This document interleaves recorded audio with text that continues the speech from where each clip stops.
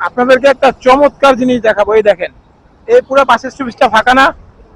দেখেন কত টাকা খরচ করে একটা বাস স্টপেজ করছে মানুষের সুবিধার জন্য, যাত্রীদের সুবিধার জন্য, যে একটু বসবে, গরমে একটু রিল্যাক্স হবে, ক্লান্ত লাগলে একটু বিশ্রাম নিবে, এর জন্য এই বাস স্টপেজ করা। দেখেন পুরো বাস স্টপেজটা ফাঁকা, একটা গাড়িও নাই।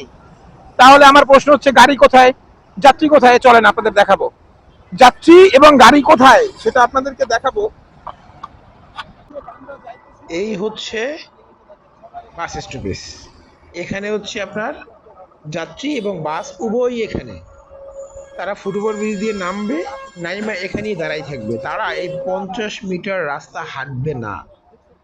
এই হচ্ছে আপনার মেরিডিয়ানের সামনের বাস স্টপেজ। এই বাস স্টপেজ আমরা তৈরি করছি, আমাদের বানানো, এবং এর প্রভাবটা আমাদের ভবিষ্যৎ জেনারেশনের উপরে পড়বে।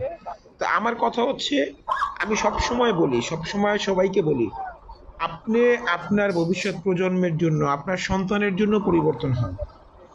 আপনি আপনার সন্তানের জন্য সুন্দর একটি শহর রেখে যান।